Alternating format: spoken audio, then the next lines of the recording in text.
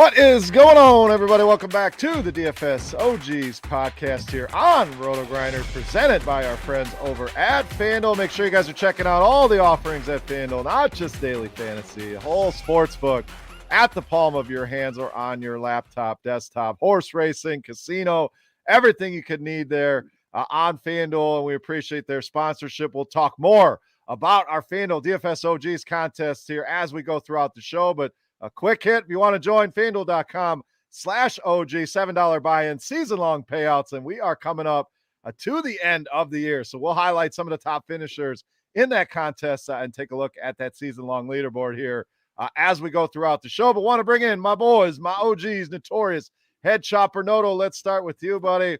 How was your week? Obviously, COVID, the story right now, are wreaking havoc on the sports world. I know you're trying to do the NBA grind down. It's probably an impossible task right now. So we appreciate that. We appreciate you joining us here to talk some football. How are we, my man? Yeah, NBA, there's nothing better than spending an hour of your time breaking a game down and then having to get postponed 5 minutes after you finish it. So it's one of those things. It's a grind this time of year when it comes to sports, especially with all this COVID stuff. But week 15, it was pretty good. Ended up being one of my better weeks of the year. Large in part thanks to Huntley. I mean, had a big game against your Packers. So, ended up being a good week for me. How about you guys? So, decent week, not that good, but that Packer game, I was out, one of those holiday lights things. They light up the zoo here locally, and then you walk around, and, I'm checking the scores. It's 31-17 Green Bay, about 9 minutes left. So I'm like, all right, I'm good. I don't need to check it anymore. And then here's somebody hooting and hollering. The Ravens are about to win. I almost lost it. Like, what, I'm missing this game. But Packers end up surviving. But Huntley, Andrews were certainly guys that you needed.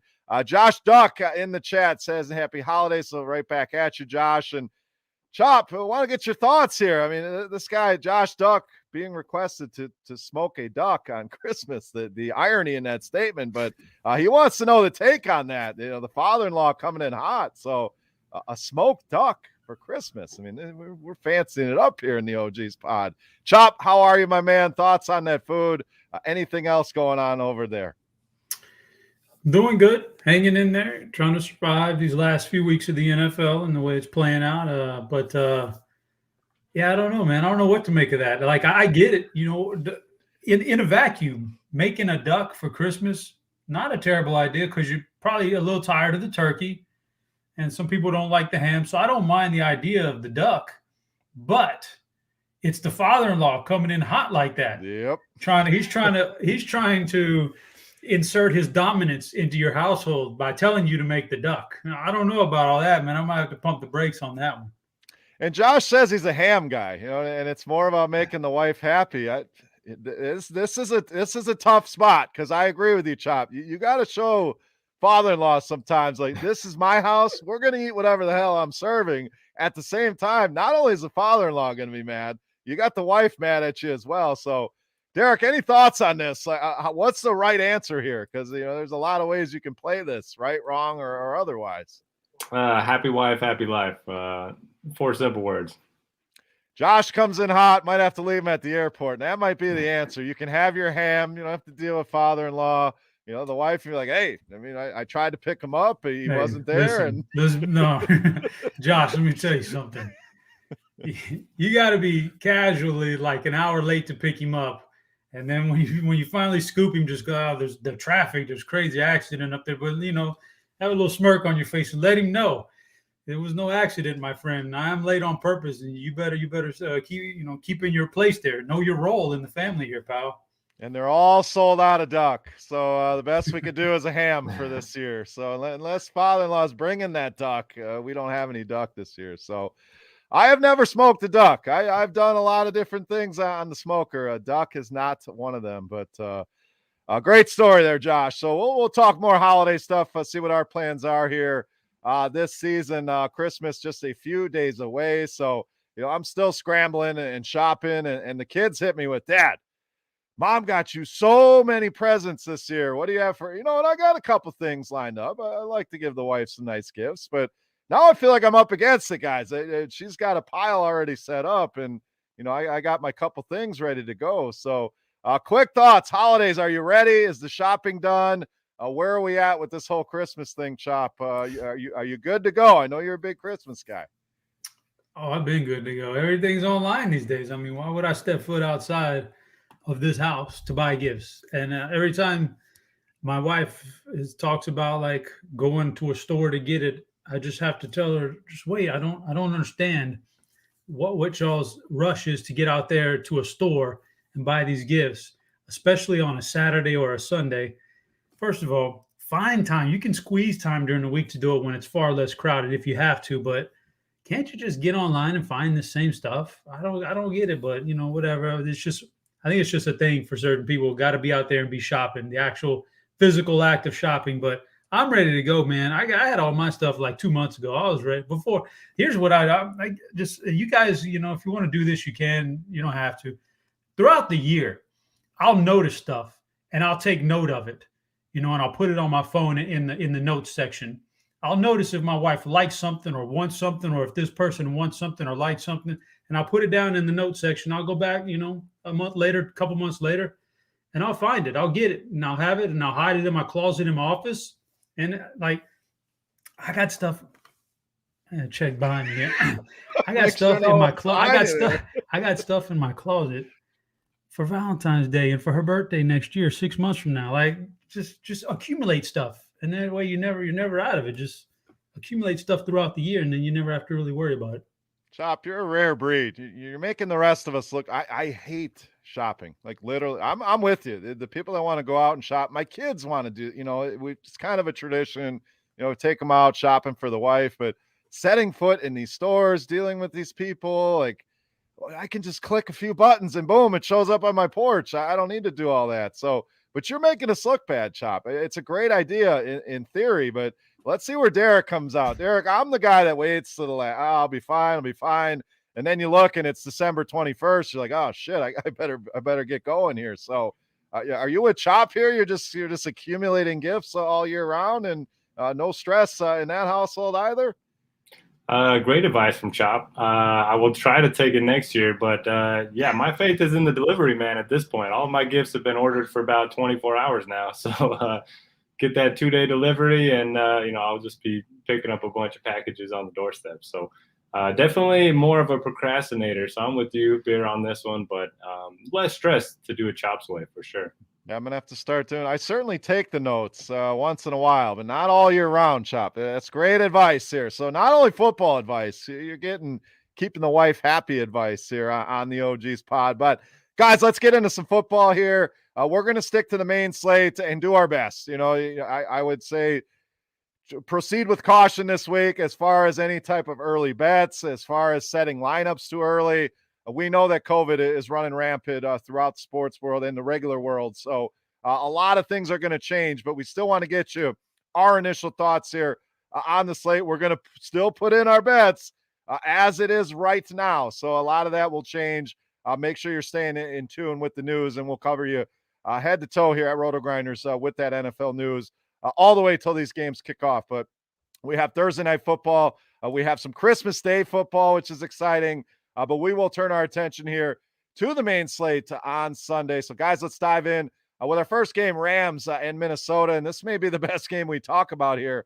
A lot of low totals on this slate, but this one, Rams -3, 49.5 on the total. Derek, we'll start with you. The Rams coming off, I don't know if it's a convincing win. They got the job done at home. Cooper Kupp continues to be a monster. I mean, the comparisons right now are Jerry Rice with some of the numbers he's putting up. So he's expensive. Do you want to go to that? Well, Minnesota side, you got Jefferson, you got Cook here. So this looks to be the headline game. We're starting with it here on the show for a reason. So thoughts on this one? A lot of ways to go here, Rams and Vikings.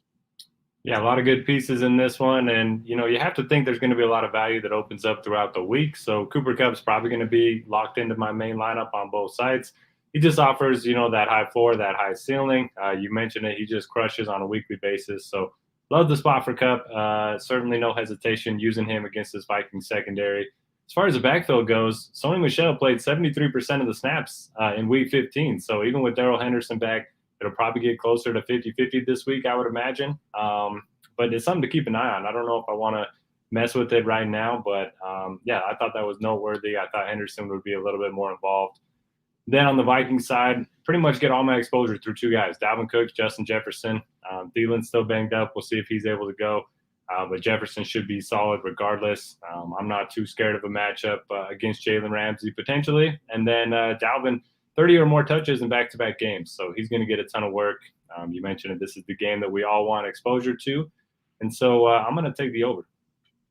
Yeah, I don't hate that play at all. This one should have a lot of back and forth here. I'm going to go with the Rams, though. I know Minnesota's back is against the wall. They've been playing some good football, survived in that game against the Bears. But I think the Rams starting to right the ship a little bit here. That running back split, Josh was talking about it in the chat as well. It seems like, I mean, it's a better fit for Sony Michel to be the early down grinder. Darrell Henderson has the propensity to break down. So using him more in that change of pace type role, big playability, certainly fits there. So Chop, Cook, Jefferson, Cup. I mean, those guys obviously are going to be a big part of our player pool. Are you going beyond that here? Are we stacking this game up? Anyone you're avoiding in this one? And of course, your bet here, Rams and Vikings. What do we got?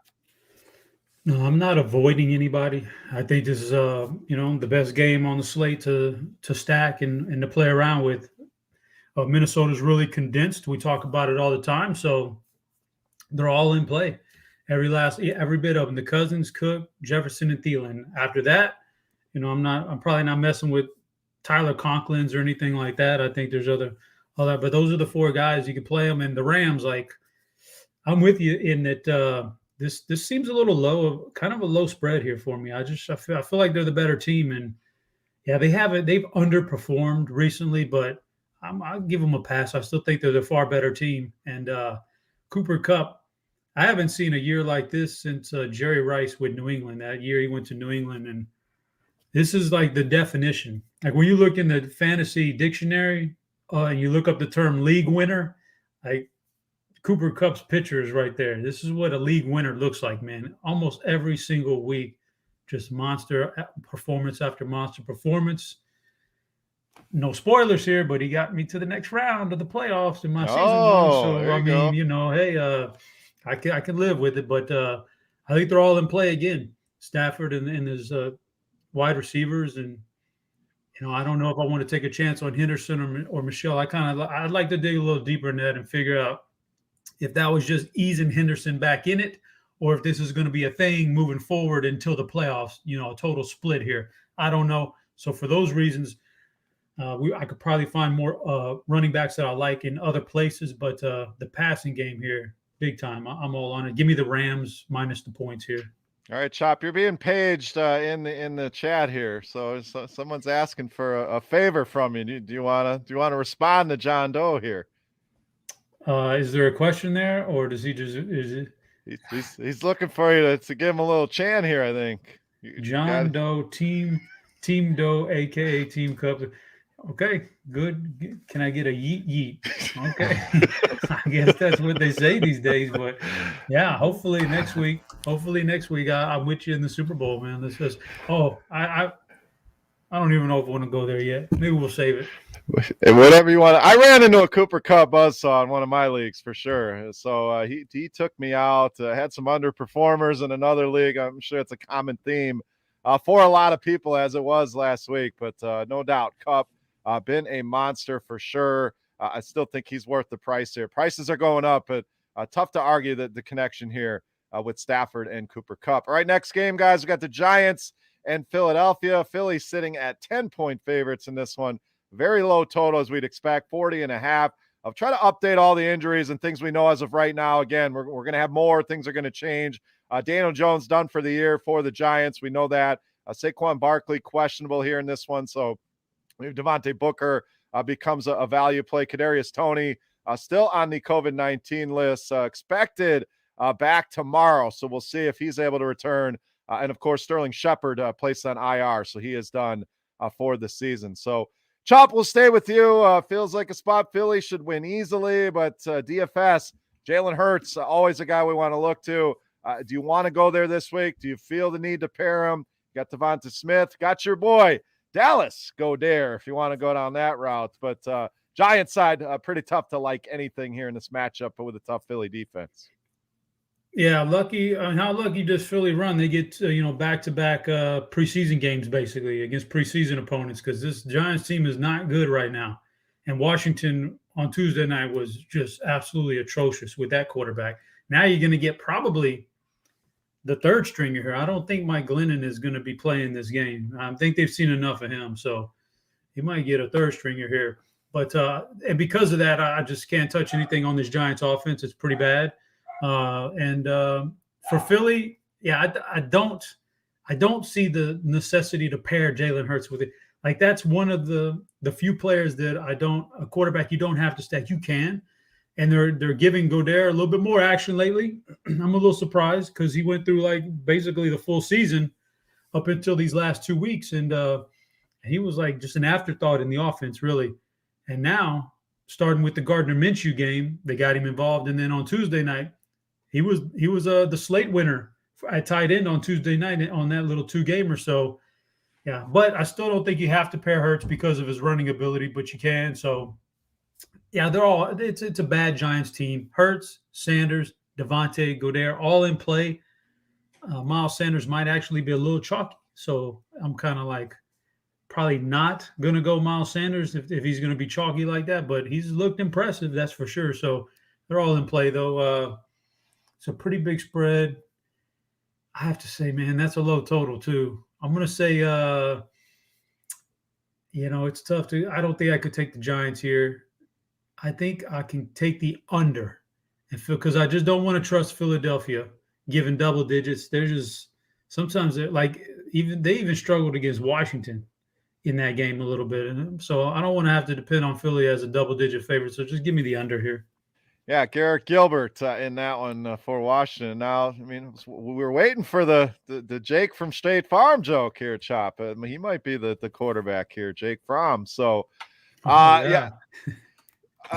Miles Sanders feels very much like Jacoby Myers was for a while. We're waiting. Is he going to score a touchdown? It's almost like he's allergic to the end zone here.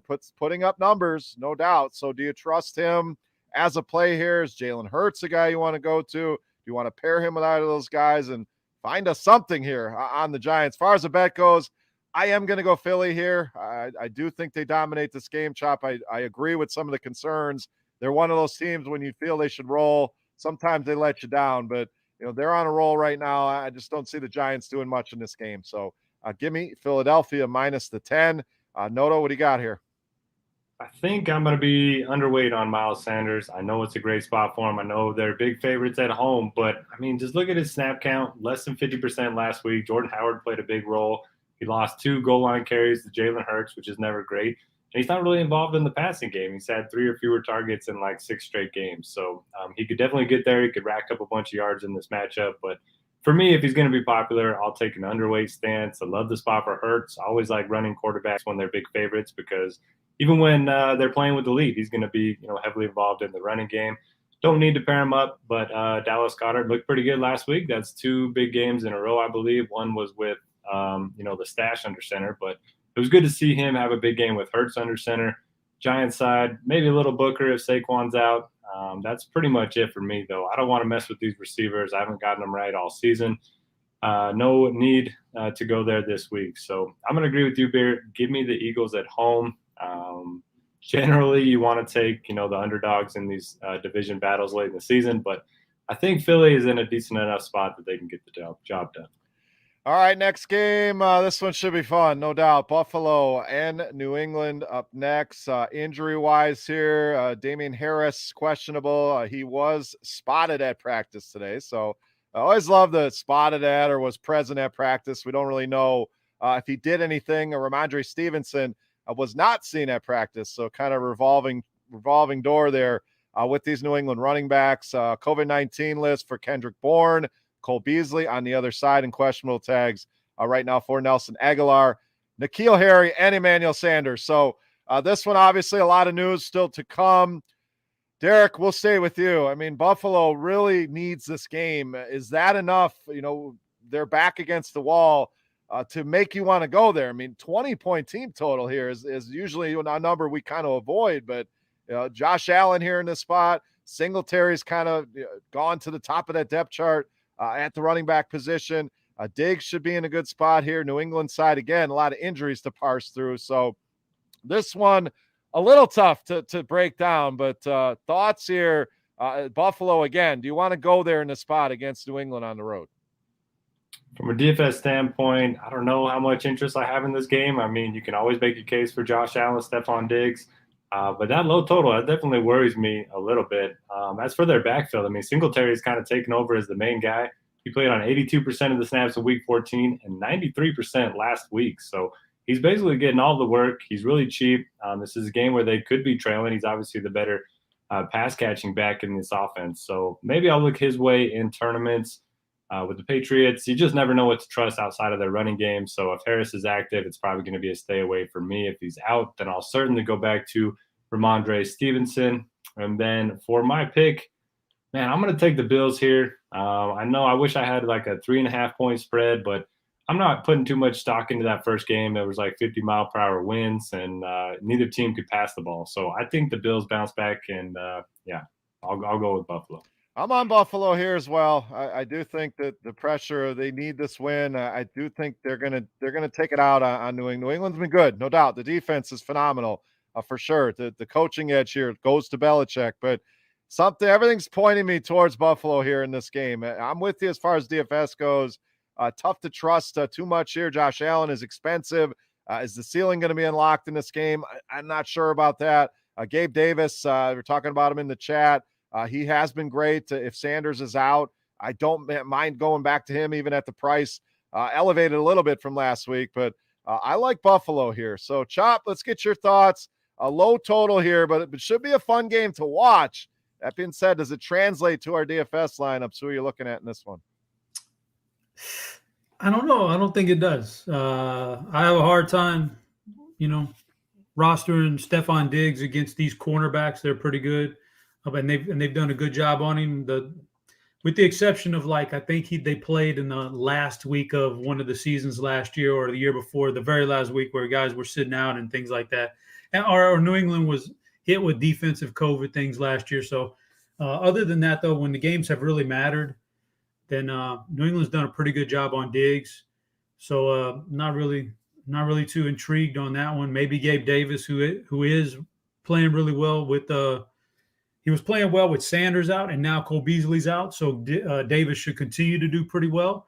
I'm not going to chase after the Singletary. I think it's too tough of a matchup. And I don't even know if I really feel good about Josh Allen in this matchup. He's such a high-priced guy.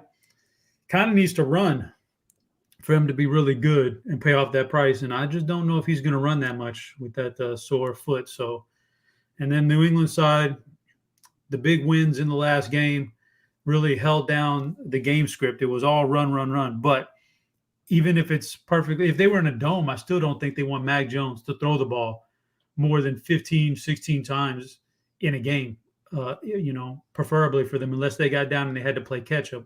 So I'm kind of out on Mac Jones and his receivers. I will take some GPP stabs at either one of the running backs if they're both healthy. If Harris is not healthy, then definitely Ramondre Stevenson on my radar. But otherwise, not a very fantasy-friendly game. But I was eyeballing this game since that win game a few weeks ago. I wanted Buffalo, and I'm going to stick with Buffalo here. All right, our first addition to the parlay card here, Buffalo. How'd that card do last week? That card, let's take a good, look. It did all right. Miami let us down. We had Philadelphia -7, Miami -10. Miami kept messing around with the Jets. They end up winning the game, but I think they won by 7. So, 1-1 on that card. But overall, pretty solid week. If you guys followed the bets from last week, we're going to recap that here shortly. But they were very good across the board. Not great news for us, Derek, as we're not making up ground on Chop, but overall a bunch of winners last week. So we'll go over that here in a little bit. So Buffalo, our first edition here this week. They're asking about Isaiah McKenzie in the chat, guys. Josh wants to know, is it too thin? I'd say so. I guess if Emmanuel Sanders is out, that really would be the only way I'm even looking at that. But any quick thoughts here on Isaiah McKenzie, Chop? That's way too thin for my taste. Derek? I was going to say, he's one of those guys I don't feel great about playing in showdown, so I don't think I'm going to be playing him in a full slate. Yeah, you're really counting on that big play from him, and we really haven't seen it that often this year. So Sanders is out, maybe, but I think the three of us agree that one a bit off the radar. So let's go to our next game here. And Derek, did we even get to talk about Urban Meyer? Or did that happen after our show last week? So he is gone now. So I want to give you the floor here. If we didn't talk about it, maybe we did. But thoughts here? No more Urban Meyer here in Jacksonville. Yeah, I believe the kicking the kicker story dropped Thursday morning last week, and he was gone shortly after that. And man, I felt pretty good about my Jags pick at that point. The line got all the way up to like 5.5, and classic Jags, they just lost twice to the Texans. So yeah, I mean, if they lose to the Jets here, it's all bad news. But at this point, I think they have the odds-on favorite to get the number one pick again. So maybe they get another franchise quarterback next year. Say, are you worried about Trevor Lawrence? Let's just take a quick second here. We'll get back to the action here. But, I mean, this guy has not been, the hyped guy that we thought he would be out of Clemson. I mean, he's looked pretty bad. So I know there's a lot of rookie quarterbacks that have not looked great. Peyton Manning, even Andrew Luck. So are you worried here, though? I mean, he's been well below average, in my opinion. It's kind of funny how he's gotten a free pass. You look at his stats; they're pretty much similar to Zach Wilson's, and everyone's hating on Zach Wilson. So I don't think he can get the free pass much longer. I'm definitely worried about him, but not giving up just yet. All right, we'll go to Chop. We'll come back to you here, Derek, on this one. Chop, obviously an ugly game here. Jacksonville, like you mentioned, Houston stomped them out here. Not a ton of injuries in this game. The receivers for the Jets remain an issue. Elijah Moore transferred from the IR to the COVID list. We knew he was going to miss multiple weeks. We know Corey Davis already out for the season. And then Carlos Hyde on the other side placed on IR. So, Chop, this one's ugly, but James Robinson, likely the story here, will likely be very, very popular in DFS. About the best, not about, this is the best matchup you can ask for as a running back. Jets allow the most fantasy points, ton of touchdowns here. So, where do we come out on James Robinson? Cash games, easy play. Plug him in. Tournaments, if he's going to be super chalky, this is generally the one position we don't worry as much about it. But how are you handling this? Let's say he's going to be 35%. We'll just throw a number out there. What are we doing with James Robinson here against the Jets? Well, first off, Urban Meyer's not wrong. The dipshit kicker's got to make the kicks. He might still be employed if the guy makes his kicks, but you never know. But I think Trevor Lawrence deserves a free pass for this whole year. The dysfunctional coaching staff, the best wide receiver by a wide margin, got hurt before the season even started. This is a ragtag. I mean, Laquan Treadwell, passed down from team to team, is your number one wide receiver, basically. Trevor Lawrence gets a pass on this one. But James Robinson, yeah, he's a big-time cash game guy for me this week. I like him again. Came out of that shell last week with the coaching change. I'll ride that guy some more, and I'm not interested. The one Jet I've been chasing is Jamison Crowder. And I'm just kind of tired of it. Like, there's no point to it. I mean, you're praying for a 2-touchdown game because the volume on the other stuff just isn't there. So I could probably pass on the Jets. The Jags not a bad defense anyway. I'll pass on that. James Robinson is the only guy I have interest in. Passing game. It's not that Lawrence can't do anything. He will long-term, but not with this group of wide receivers. So just James Robinson in this game for me. And, there's no way. The Jets, a favorite? No, can't do it. Give me Jacksonville. I mean, if we went the other way, Jacksonville's the favorite. I mean, is that a better that's exactly. reasonable? If Jacksonville was the favorite, I'd be Jacksonville the favorite. Give me the Jets. Exactly. No, it's not. So give me Jacksonville because I got to take the dog in this one. Taking that 1 point for sure. So I stepped into the Michael Carter trap last week. It was more a run it back with Miami lineups, but Derek, that was one. He's going to get a ton of work, and then it's Tevin Coleman. It's everybody but Michael Carter. So thoughts on him? Do you see him maybe getting more involved this week? Trying to find something in this game, Derek, that's not James Robinson. So maybe it's just as simple as that. It's Robinson and move on here. Jets, Robert Saleh was dealing with COVID here as well. So they may be without their head coach here. So is there anything outside of James Robinson of value here in this game, Derek? I don't think so, but I don't hate Zach Wilson. The Jaguars much better against the run than they are against the pass. And we saw Davis Mills torch him last week in Jacksonville. So if there's ever a game for Wilson to look a little bit better, maybe this is going to be it. I don't think I'll end up going there, but I don't hate him. As for Michael Carter, you mentioned he was kind of eased back into action, 44% snap rate in week 15. And prior to that, his big games were kind of with Mike White under center, where he was getting a lot of dump offs. So I'm not going to trust him here. Jags, again, pretty good run defense. Robinson, I mean, he's a lock and load play for me. He's too cheap on both sides. I don't know why he didn't get a bigger price bump. He's going to be 25 touches maybe in this game against the worst run defense in football. So love the spot for James Robinson, even in tournaments. And then for my pick, oh, man, it's so bad. Both these offenses can't score. Both these defenses can't stop anyone. I don't feel great about either team to win. Give me the over. All right, I'm going to go with the Jets here. Neither of these teams this should have been just a pick 'em. Like, both these teams suck. Nobody's a favorite, but I'll go the Jets. I don't feel strongly either way on this one. We'll see which one is going to end up being worse here out of these two teams. Should be a disaster. So next game, Chargers traveling to Houston. LA big 9.5-point favorites. 46 on the total. Not a ton of injuries here. We got to keep an eye on Austin Eckler. Questionable here, so we'll see if he's able to give it a go.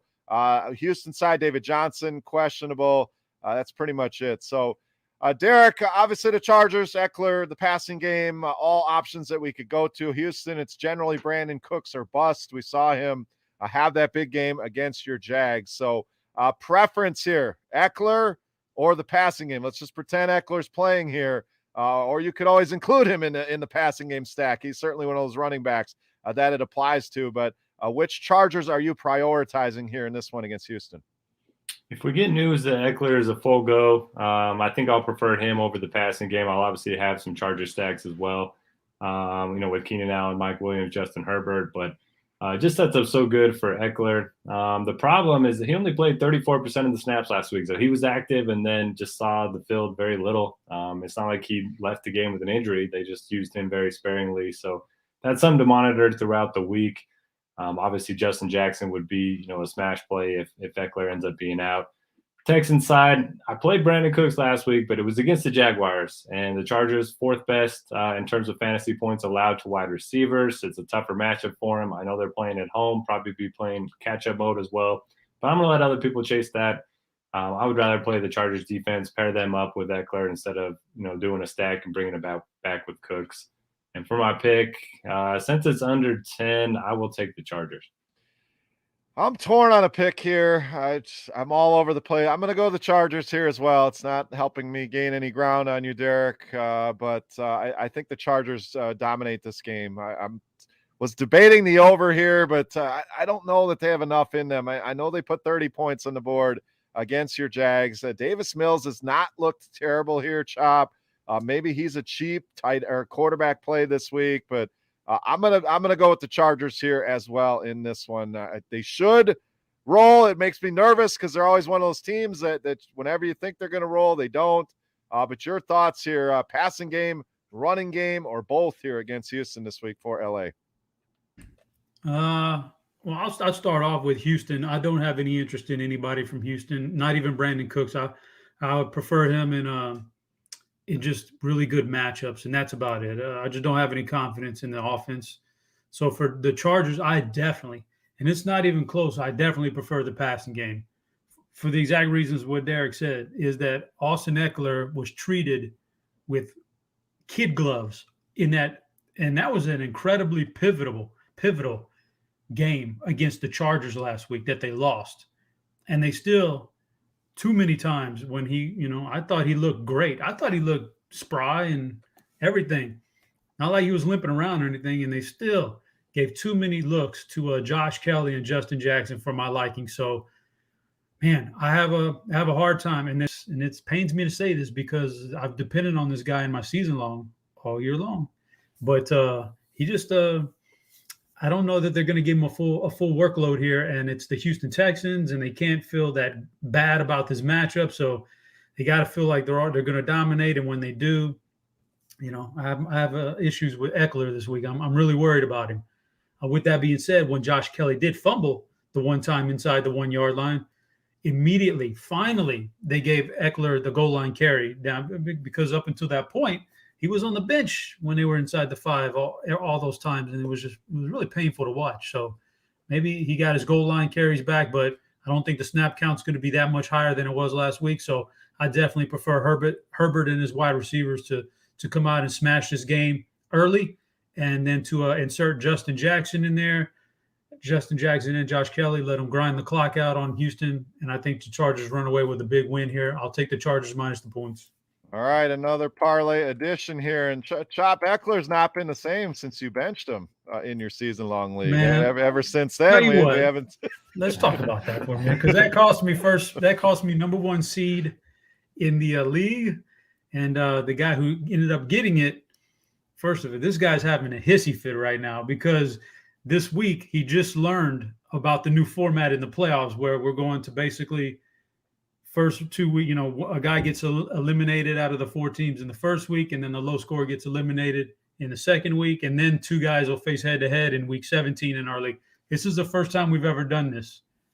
He's having a stroke over it, man. He just now learned of it. Like, we voted on this during the drafting process, fella. Were you not paying attention? We voted on it. So if you had an objection, you should have raised it then. But yeah, I've gotten like 20 text messages on this thread about this guy. He's calling it the Biden system, where everybody wins and all this other stuff. It's bizarre, man, but it's crazy. But yeah, so I advanced, he advanced, another guy advanced. It's working, but Eckler, man, that was, I should be the first number 1 seed. I should have won that money, but I benched him, and he hasn't been the same since. And man, it's a tough decision this week. You would feel really stupid about benching Eckler in your season long and watching him go off, but man, I got question marks about his workload this week. Yeah, don't mix your politics and fantasy football. Let's keep those two separate. But we do have some breaking news here, and we're on the perfect game for it. Brandon Cooks placed on the COVID list by the Houston Texans. So him, and along with the kicker, Kyami Fairbairn for Houston. So task gets a little tougher here. So any interest, guys, if he's unable to go, do we want to reach into the Nico Collins bag, the Chris Conley bag, down the chart even more here? Or we're staying away completely? Anything change here with this Brandon Cooks news? Not for me, really. I was going to say Brevin Jordan's been decent. Pharaoh Brown's out again, but he's currently projected as active, so we'll see. I think the only thing that happens, this Chargers line gets a little bit bigger without Cooks. So you probably see this thing balloon to, probably over 10 for sure, possibly as high as 11. But we are locked in at that 9.5 number. We gave y'all some good CLV, some good closing line value then. Sure did, but hopefully better get on that now. It's probably too late. Sportsbooks have gotten a lot better. There used to be that little delay you could get in there, but now they're on top of stuff. So maybe even digging into some player props, find some value there. But some breaking news here on the OG's pod. Let's move on. Next game, Detroit traveling down to Atlanta, Falcons -6. Another low total here at 42.5. The Lions got some encouraging news. DeAndre Swift, Jamal Williams back at practice. So does not mean they're going to play. A lot of talk locally of shutting Swift down for the season. So we'll certainly keep an eye on that. I mean, he'd be a great play here. Good price going back down to Georgia. So you get that in your corner as well. We also have Jared Goff dealing with some COVID-19 symptoms. So tested positive. We'll see if he's able to get back for this game. So guys, another game. We got to kind of tiptoe through everything here, but thoughts on this one? If it's Goff, if it's potentially Tim Boyle here, potential return of DeAndre Swift. Craig Reynolds has been outstanding, kind of off the scrap heap here for the Lions, and coming off a big win. Shocked the world with that win against Arizona. Amon-Ra St. Brown playing some good football. Falcons side, going out San Francisco and get crushed. So thoughts here, Chop, will stay with you. Again, a lot of injuries to tiptoe around here, but what do you got here, Lions and Falcons? Yeah, the Atlanta defense isn't very good, and Detroit might be slightly worse. So, but then you look at the offensive skill players on these teams, and it doesn't do much for you. If Swift is active, then yeah, I think you fire him up. I think if Jared Goff is not able to play in this game, as much as I've liked the progress of Amon-Ra St. Brown, I can't mess with him if Tim Boyle is your quarterback. So Swift is about the only guy on that side I would entertain playing if he's active. On the Falcons side, I would want somebody to take advantage of the Detroit secondary, but they just don't have a lot of good receivers. Russell Gage is your number one, and he's not bad, but he's the only one really. Kyle Pitts, I don't get it. I guess the tight end first year struggle thing is real. It's legit, man. Everybody kind of thought he would be the guy who could change the narrative where first rookie tight ends don't do well. Well, rookie tight ends just don't do well, period, no matter who they are. So a little leery on the pass catchers. Maybe Cordell Patterson is an okay play, but this game in general, I think, is kind of unappealing to me. And I could be wrong. This could be like the 60-point shootout. It just could be because of these defenses, but I'm going under on this game. I'm going under the number here. I don't like this game for offense at all. I'm going to go with Detroit here again. It's tough not knowing who the quarterback is going to be, and this may look silly if it's Boyle, as bad as he looked in that game against Houston. But Detroit, we've talked about, been very competitive in games. I think they're riding high. That they're starting to buy in to some of the hype Dan Campbell brings as that head coach here. Reynolds been a good story, so we'll see if they're able to get Swift Goff back. This line may dip a little bit, but I'm gonna risk it here and go with the Lions. Plus the 6. I do think there's some cheap plays. If Goff is in there, Amon-Ra St. Brown, again, has been great. I don't mind going back to that well here. The running game behind that offensive line gets a good matchup here with the Falcons. Atlanta, Derek, it's tough to trust anybody. Cordero Patterson's been a good story, but he's expensive. Chop brought up Pitts. I'm pretty much done with Kyle Pitts here. If he beats me, so be it. And I just can't trust Russell Gage as a wide receiver 1 here. So Lions, decent value on that side, but mostly a stay away game for me, and give me the Lions plus the 6. Derek, what do you got here? Yeah, this one's tough because these defenses are two that we typically like to stack against. And the offense, there have been some bright pieces. So I probably have a little bit more interest in you guys. As far as the Lions backfield goes, I mean, if Swift's active, I just don't think I can go there. He's been out a month. They have nothing to play for really at this point. I don't see them, giving him 70% of the snaps. Reynolds has looked good. Jamal Williams is going to be back. So I'll probably avoid that. If he ends up being out, then I don't mind, looking to Williams or Reynolds. And then if Goff's under center, yeah, Amon-Ra St. Brown, he's been great. And I kind of gave up on him at the wrong time. He's had at least 11 targets in 3 straight games and just crushed. And I also gave up on Russell Gage too soon. After he gave me a second bagel, I just couldn't do it anymore. Then he comes back and has 4 big games in a row. So he's probably my preferred option for the Falcons. But yeah, this game should be filled with offensive goodness, but I just don't think it will be. So I'm going to take the under as well. All right, let's move on. Baltimore, Cincinnati up next. Bengals sitting at -2.5. Another middling total at 44.5. The story here, obviously, the quarterback situation here in Baltimore. We'll see if Lamar Jackson is able to return. Huntley looked phenomenal in that game against Green Bay. Again, almost carried them back to victory. They go for 2 at the end, don't get it. So Green Bay survives, but Huntley was phenomenal. Price obviously has ticked up a little bit. Other injuries, Joe Mixon, questionable, but sounds like he will go. Was at practice today. I don't think there's any issues there. No other major injuries in this one. So Derek, we'll stay with you. This one has the feel of this is one we're going to want to target. There's some bad games on this slate, but a lot of big names in this one. So again, who are you prioritizing here?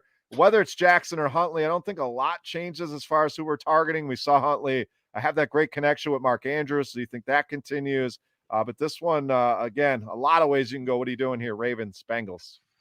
Yeah, a lot of ways you can go. I think my favorite part of this game is going to be the Bengals passing attack. Marlon Humphrey, I believe he's still on injured reserve, and Jimmy Smith didn't play last week. I think he was on the COVID list. So he's a player to keep an eye on. I think it's a blow-up spot for Jamar Chase, T. Higgins. And because of that, I like Joe Burrow as well. And then Baltimore really just depends on Lamar Jackson. If he's active, I kind of like running him out there. It's kind of a solo play. And then if it's Huntley, yeah, I think you can pair him up with Mark Andrews. They look great together last week. I don't think I'll have too much exposure to these backfields. Mixon does have some upside.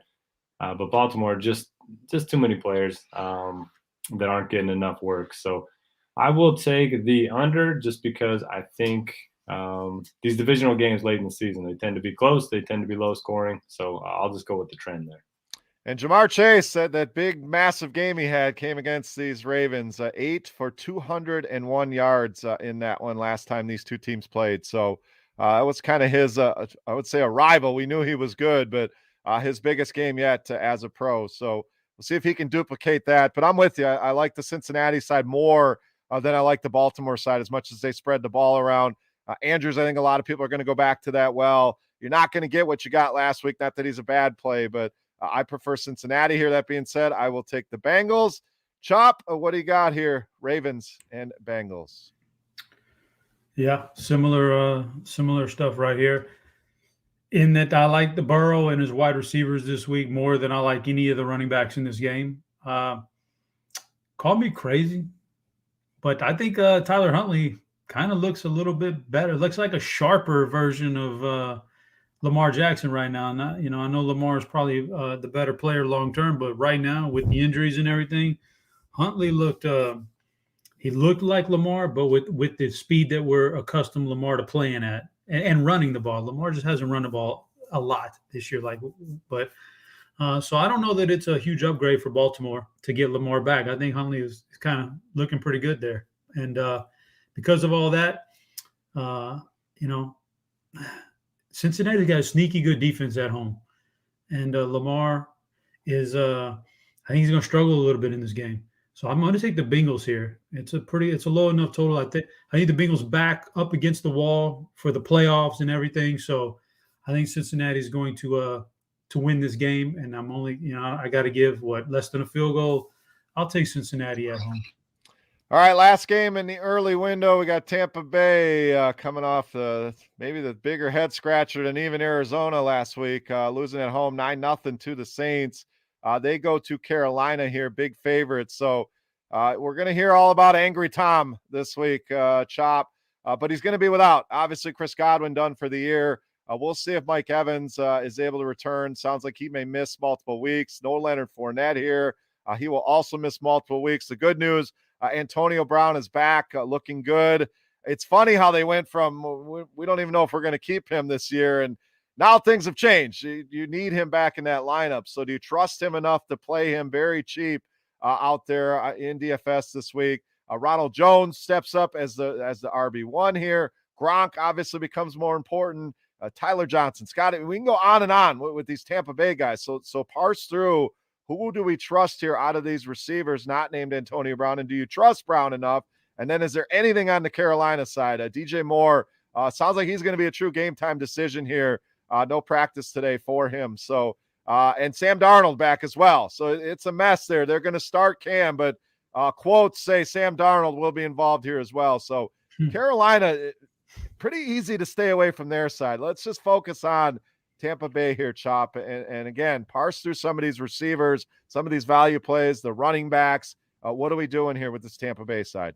Yeah, really easy to stay away from the Carolina side. For Tampa Bay, yeah, I know we want to buy into the Tom Brady narrative. He's very angry after getting shut out by New Orleans. But first of all, that wasn't a huge surprise to get shut down by New Orleans, because they do a good job against Tampa and Tom Brady. But yeah, he's going to be angry. But now he's going to get to see how kind of like some of the other side lives a little bit.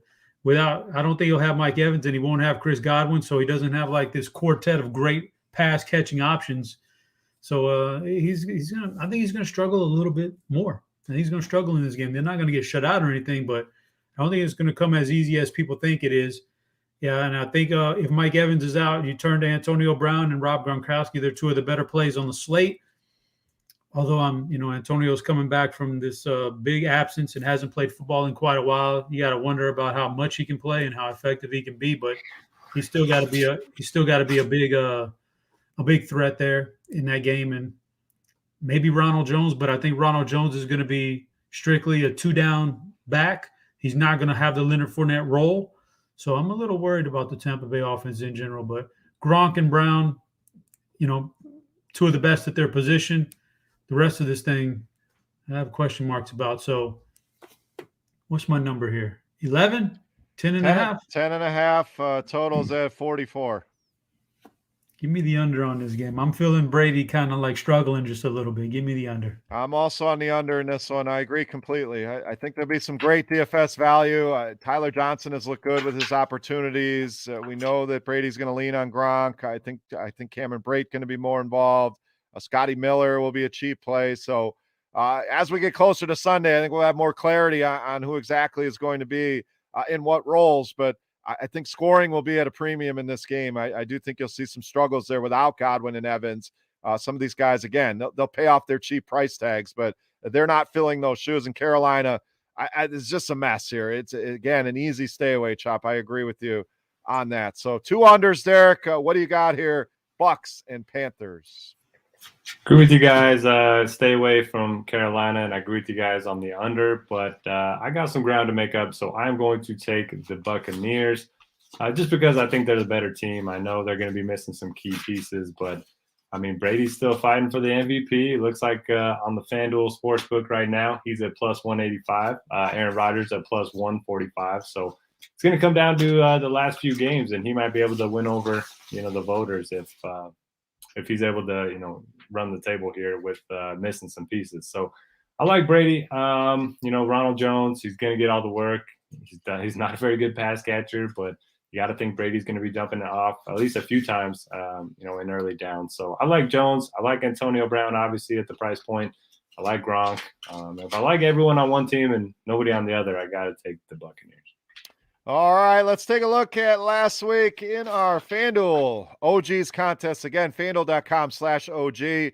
Single entry tournament, $7 buy-in. So it runs like a normal tournament. So even if you haven't been playing all season long, you missed some weeks, there's still some opportunities here to win some money, play against us. So again, go get reserved right now, FanDuel.com/OG. It also has a season-long payout and leaderboard that you can find at that same address. We want to highlight some of the top finishers as we do each and every week. 5th place went to One Eye Willie 05. Love that username.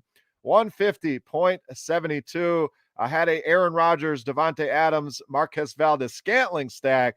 Ran it back with Mark Andrews, 30 FanDuel points for Andrews. So I had to have him. So 5th place there. 4th place, Ravens 68, just a tick above at 150.9. I had Tyler Huntley, 35 FanDuel points at 1.5% ownership. Had him paired up with Mark Andrews, Jeff Wilson in that lineup of the big day. And of course, a lot of James Robinson in a lot of these lineups. Mr. Lebowski, 72, finishes 3rd, 153.92. Again, Rodgers, Adams, MVS, run it back with Andrews. Brandon Cooks in the flex, a big game there. Survived that down game from Michael Carter, like I mentioned, in that Dallas defense. Looking legit, Chop. Your Cowboys looking good. We'll talk about them. But that was the defense here for Mr. Lebowski. Brady D. Callahan finished in 2nd, 159.12. Rodgers to MVS here on this one. Adams as well. Another Andrews lineup, another Brandon Cook sighting. So a lot of similar names here. But sitting atop the leaderboard, first place goes to Bobby Toth, 161.02. Aaron Rodgers, Devontae Adams, Mark Andrews, as you'd expect. The big difference maker here, Gabriel Davis, 23 FanDuel points, couple touchdowns at 16% ownership. Also had James Robinson, Jeff Wilson, and survived a down game from Joe Mixon. So congrats to Bobby Toth for taking down this week's contest. Chop, season-long update time. How we looking on the leaderboard? Yeah, 4794 had another good week, man. He's hanging tough in there. So yeah, he's looking strong right now. We'll see how it plays out. But I scrolled down to top 30 and looked, and I saw Derek at 27. So Derek's hanging up in there and trying to let me see here. Notorious, a 127 last week, which is really good considering the size of the tournament. That gets you up there. That helps out. So Derek's in there, man. He's hanging tough. And he is. Yeah. How many spots does this pay? I don't think 27, but I think it might be top 50, actually, if I remember correctly. I need a mini cash. Oh man, who's our boy? Oh, Urine Okay. Let me see if I can find Urine Okay. Oh, there he is, 49th place. Yeah, he had an average. You better hope there's 50 payouts. Yeah, man. Let's see. I don't know. I didn't really notice a whole lot after that, but I don't know. It's there, man. I still think, it's one of these things where you got 3 weeks left. You can still make up a lot of ground. If you haven't played very much, are you going to win? Probably not. But, any semblance of a decent scoring thus far, and you could probably climb up into the top 10 even with only 3 weeks left, because 10 of those scores are all going to get erased and everything. So it's interesting. It's fun. Yeah, 4794, man. He's been atop that list most of the year, if not all the year. So kudos to him. Looks like he's got about, or her, looks like they got about a 60-ish point lead still, and still some low scores that could fall off there. So again, it's not over. Again, if you missed some games, still a fun contest, no doubt, to jump in. So FanDuel.com/OG, get your entries over there. Filled last week, so you want to get that early before it fills up. All right, guys, 3 games to go here. We'll turn our attention to the afternoon slate. We'll start with Chicago and Seattle. Seahawks -6.5, 43.5 on this total. So, Chop, we'll stay with you here. Injuries, we'll see if Tyler Lockett's able to return here for Seattle. Justin Fields, questionable on the Bears side. So, some quarterback issues there with Andy Dalton, also on the COVID list. Alex Collins activated off the COVID list. But it was DJ Dallas who took the reins there for Seattle. So he could be a nice, cheap running back play. So, Chop, kind of an ugly game here. A lot of injuries are here to parse through as well. What are you doing here, Bears, Seahawks? I don't know if I'm doing anything with this game. I'm looking on the road team here, Chicago. Justin Fields only got there last week. In a couple of his games this year, he only gets there sometimes because of garbage time. I don't even know if you're going to get a big garbage time game this week against Seattle, because they're not good enough to really put you behind the 8 ball like that. So I'm just, I look at Darnell Mooney and Cole Kmet sometimes and think, oh, well, Allen Robinson's been out. Yeah, those are the guys. And then they disappoint me too. David Montgomery, he had a great stretch last year at the end of the year, and it kind of like made a believer out of a lot of us. But the same things that held him down for like the first 9 weeks last year are the things that are holding him down this year. The offensive line is terrible. It just doesn't give him a real good opportunity. So I'm just not on the Bears here. And the Seattle side might be even worse. They're trying to jam the square peg into the round hole by run when you have Russell and Lockett and Metcalf out there. And it doesn't work out. It's a terrible system. I think people are bailing on Pete Carroll. Something's going on with Metcalf where he's just not performing lately. Even with Lockett out the lineup, he wasn't doing well. And it's no coincidence. Like I think we said on the show before, Metcalf made those Instagram comments about the threesome with the Sierra or whatever. Yeah, he hasn't got very many targets since then. So You gotta watch out what you say to Russell Wilson, man. But these offenses just don't look good, and the defenses aren't half bad. So give me the under on the game. I'm not a big fan of the DFS part of it. Give me the under. Yeah, this is an ugly game, Derek. Any more optimism here? It's in the chat's getting people are dipping into the eggnog a little early in the chat here. I mean, it's getting crazy over there. But Derek, this one kind of ugly. So Montgomery, it's a good matchup. I mean, Seattle's been pretty bad against running backs, but their team total under 20. Seattle's been a disaster here. Getting Lockett back would help, but I'm with Chop. I don't see a lot in this game to get excited about here today. Well, I got to start with Russell Wilson. I always thought he was a little bit corny, a little bit eccentric. But did you guys see him practicing, playing or calling the plays in the huddle, like by himself? Did you guys see that? I did not. I do. I see. He does before the game. He's out there by himself on one knee, calling out plays, clapping, pretending like. I mean, that was too much for me. So yeah.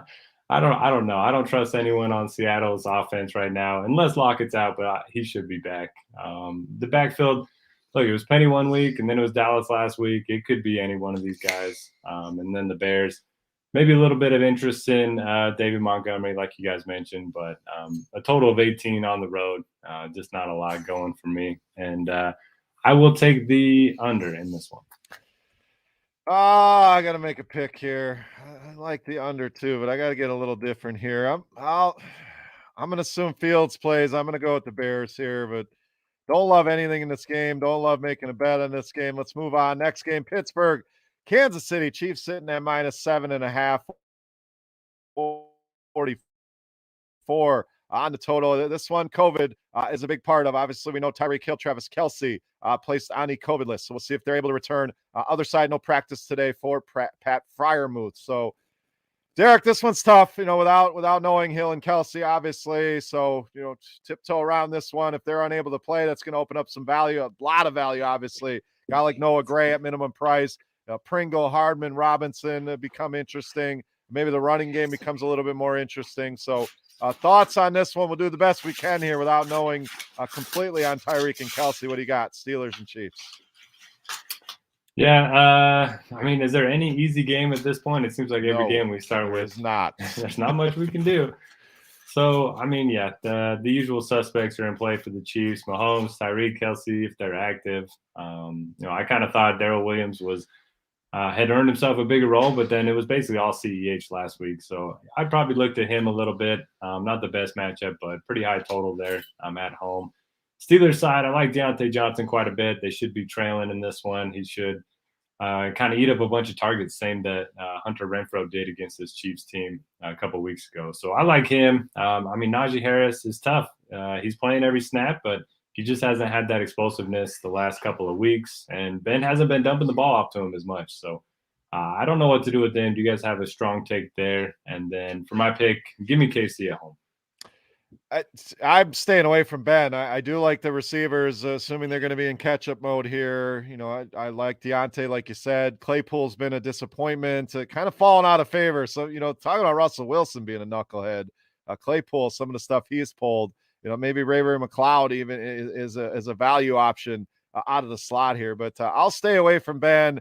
Najee, like you mentioned, just hasn't been getting the workload he was earlier. So mostly Chiefs for me in this one. We'll see if there's value there. If it's the studs, I'm playing the studs. If there's value, I'm going that route as well. So I like the Chiefs here as well. Chop, thoughts here, Steelers, Chiefs.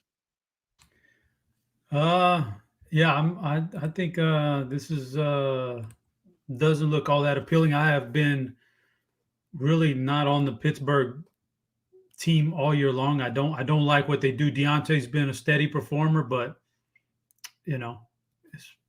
he's like the only guy they got. Chase Claypool is just his talent's being very much underused. Can't get him the ball with Big Ben. Najee, another guy whose talent is being underappreciated out there because of the offensive line. They're terrible, so he can't do anything. And basically, I'm just not a big fan of that. Kansas City's playing much better defense.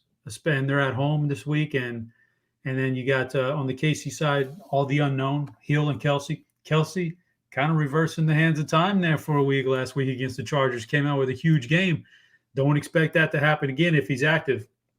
This Pittsburgh defense has not been as good as it was last year, but I think their main Achilles is via the run, giving up the run. I don't think Kansas City can take advantage of it. So, even if Hill and Kelce play, I still like them not to be all that great on offense. And if one or two of those guys miss, I expect them to be downright bad. So I'm taking the under on this game. All right, let's finish it up, Chop. Last game, Denver and the Vegas Raiders. Raiders -1, 41.5 on the total.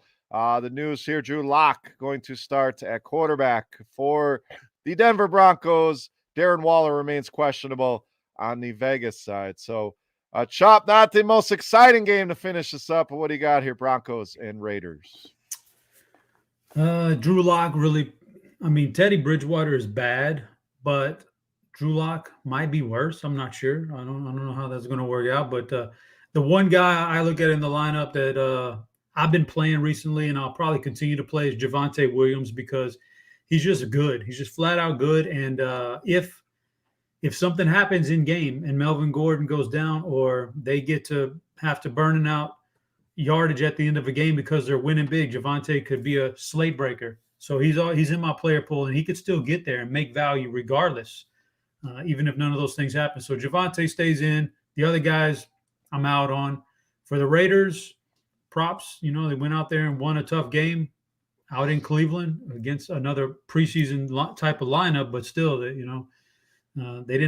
could have given up on their season already. I expect Carr to have his guys ready. Renfrow, whoever's at tight end is going to be a good option. Zay Jones has been getting targeted, sneaky good amount lately, so he's in the player pool. And for all those reasons, I'm kind of on the Raiders here. I think the Raiders show up at home and they just play tough. So give me the Raiders. I like the Javonte call. Melvin Gordon, no practice today. It could be maintenance, but we know he's dealing with multiple injuries here. But Derek, we saw Javonte kind of take the upper hand, 44 snaps to Gordon's 31 last week. So good matchup there. Josh in the chat talking about Drew Lock unlocking the Denver receivers, Derek. So touch on that if you want. I definitely think there's more arm talent with Drew Lock, but I tend to be with Chop. If you didn't beat out Teddy Bridgewater, are you really going to come in? And we've seen this story before. Lock not been great. Vegas side, agree. Renfro's been great. Zay Jones getting more involved. We'll see if Waller's able to return. If not, Foster Moreau looked okay in that game against Cleveland. Likely staying away from the running game here with Vegas. But Derek, finish us up here. Broncos, Raiders, what do you got? Yeah, I was going to bring up the snap rate for Javonte that you hit on, and also had 19 touches last week. So it does seem like he's kind of separating himself here with a couple games to go. And with Melvin banged up, I think it's a pretty good spot for Javonte. And, it seems like Drew Lock loved his tight ends. Maybe that's a bad take from me, but I always thought, he just threw to Noah Fant more than anyone else. So I'll have to go back and look at that. But if that's the case, I don't mind looking at Fant in tournaments. Raiders side, you guys mentioned it. I like Renfro. I'm okay with Jacobs. He's been playing a lot of snaps. And then I play Foster Moreau every week when Waller's out just because, Derek Carr loves his tight ends. So those are the options that I'm looking at. For my pick, I never get the Raiders right, so I don't want to go forward against them. I will take the under in this one. All right, I'm going to go with Denver here. This looks off. Vegas should be favored a little bit more at home here, especially with Drew Lock playing. So if the line stinks, I'm gonna go with it here. I'm gonna go Denver plus the 1 for my last pick. So parlay card, we got Buffalo plus 2.5, and the Chargers we locked in at the 9.5. We'll see what that line's looking like. And we have a visitor. I'm loving it here. The little man back in the house. So how are you, my dude? I'm mute there, Derek. We got to give him some time here. It's Christmas. So how you doing? Good. Good. Are you excited for Santa to come? We got a couple days till Santa comes down the chimney. You've been good this year? Yeah. All right. What's the number one toy on the want list? What are we asking Santa for? All the Pokemon cards. Okay. Love it. Chop, any questions here for the little guy while we got him? Any interest in a bobblehead of your dad? A little toy of your dad? Yeah. All righty, then I can set that up. There we go. Get some bottleheads going. Love it. Love it, love it, love it. So we're over an hour here, so we want to wrap it up. Appreciate you guys for tuning in as always. Guys, before we get out of here, what's the plan for Christmas? What do we got going on? Derek, we'll go to you. What are we doing for Christmas this year? Christmas Eve, I'm kind of making all of the rounds. And then I just said, hey, my doors are open if you want to come visit me. That way I don't have to leave on Christmas, and I don't feel obligated to go anywhere. And if you don't show up, that's on you guys. There you go, which is the best. Then the little dude gets to play with all his toys. We're always rushing out the door. My kids are still trying to play with stuff. And so we'll be making all the rounds on Christmas, unfortunately. But glad to see him. So Merry Christmas to you and the family. Chop, Christmas, what do we got going on? Well, I did the whole Thanksgiving thing at my house, so Christmas kind of got to reverse the roles and visit other people. So I'll be making the rounds on Christmas Day and figuring out where to go and getting some good food and watching double headers, man. We got NBA and NFL this year, so I'm excited. We do. Absolutely. Going to be an exciting day. So Merry Christmas, Chop, to you and the family as well. Merry Christmas, happy holidays to everybody out there from the OGs. We appreciate you guys for hanging out with us each and every week. Josh, very active in the chat. Special shout out to him here and the whole team at RotoGrinders behind the scenes. We appreciate you for everything you do. So make sure you head over to FanDuel.com/OG. Join us in our last couple weeks here of this competition. Should be fun. We'll continue to track that down to the wire. Forgot to give our updates on our bets, but basically we crushed it. 24-9 cumulative. Chop 9-2 last week. So continues to stretch his lead. Derek 8-3. I was 7-4. So we're not making up any ground, but hey, we're handing out winners. So hopefully you guys enjoyed this week's show. Again, Merry Christmas, Happy Holidays to everybody out there from the team here at RotoGrinders and the OGs. For Notorious and that adorable little boy, Merry Christmas to him. Hope Santa brings all the toys for you, my man. For Chop, I am Beer. We are the DFS OGs. Thank you so much for listening. Happy holidays, everybody, and we'll catch you next week.